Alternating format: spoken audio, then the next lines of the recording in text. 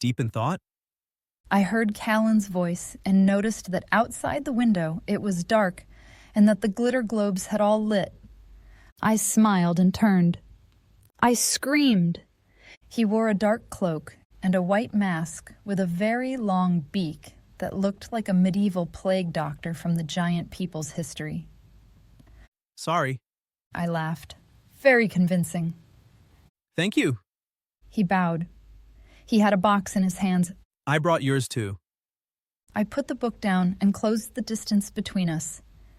He had to tilt his head to kiss me, but we managed.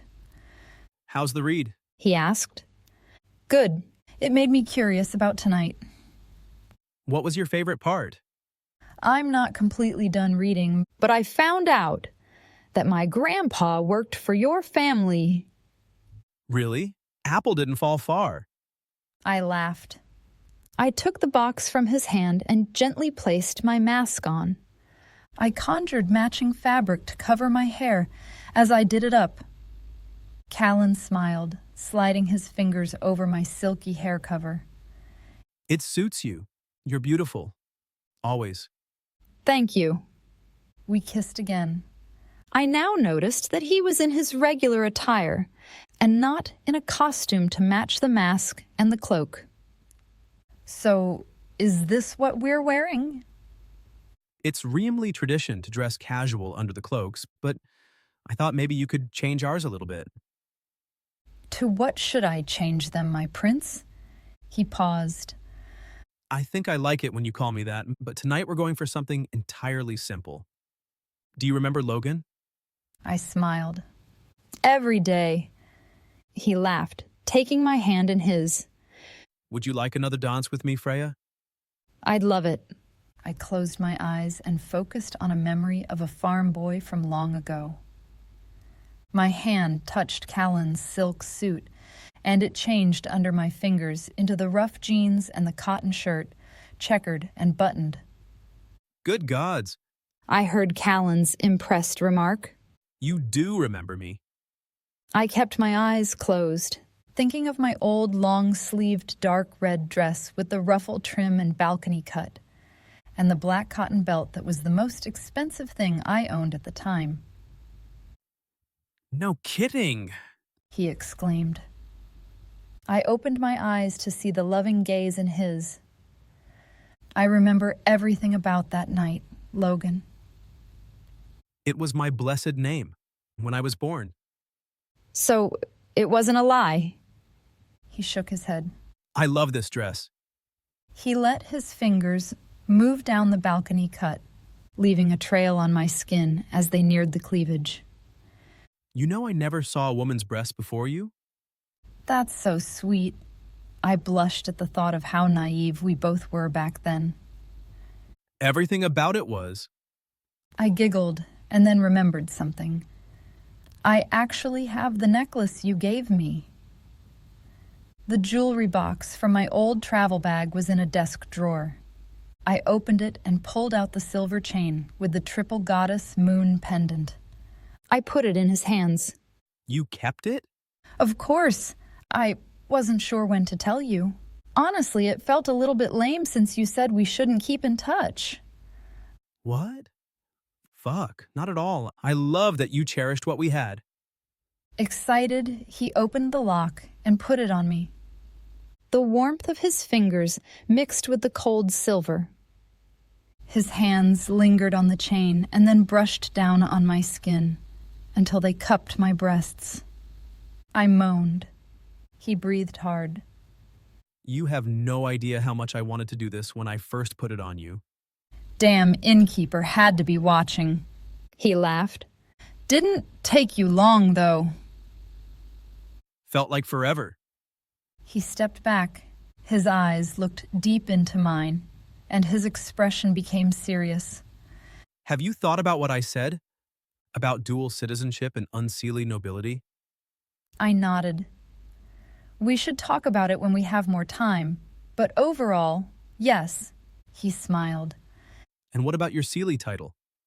I want to find a way to keep both, but that's a longer discussion, right?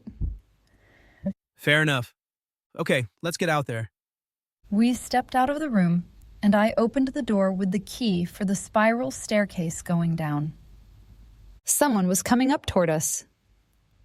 I heard the tooting of bagpipes before Bryce emerged.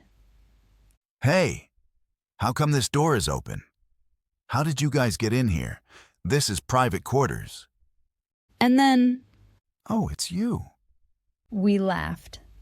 Can't say I likes the look. You two have weird tastes. Bryce glared at our clothes. We'll see you later. Callan said. Enjoy your night.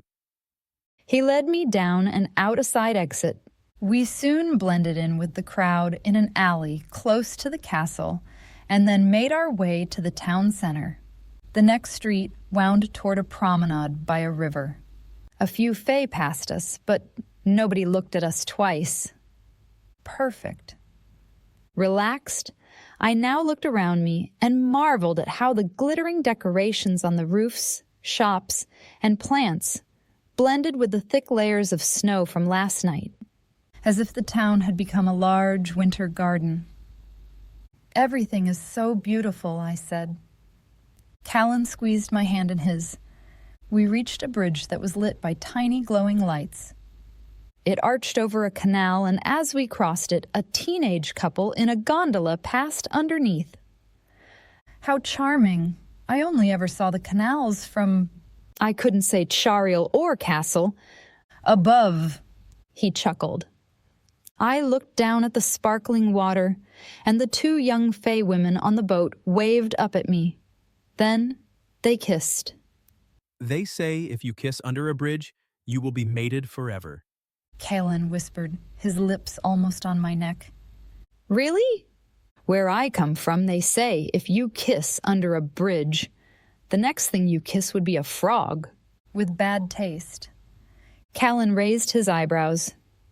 Kidding, he laughed. You've been spending too much time with Bryce. Maybe. So, how about a gondola? I see ones for hire over there. He pointed at a station on the other side of the bridge. I'd like that.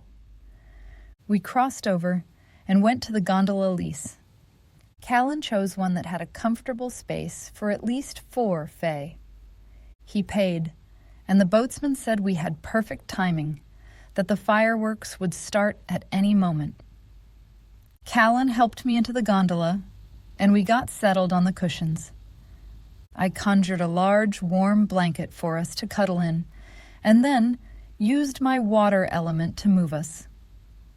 On the other side of the canal, a figure in a dark blue cloak stopped to tie his shoelaces, unmasked. He glared at me. It's considered bad form to use magic to move a gondola. Callan whispered. You're supposed to row. Sorry, do you want to... I never liked that rule. Can't cuddle and row at the same time. His strong arms found me under the blanket. I smiled at him. I can't argue with that.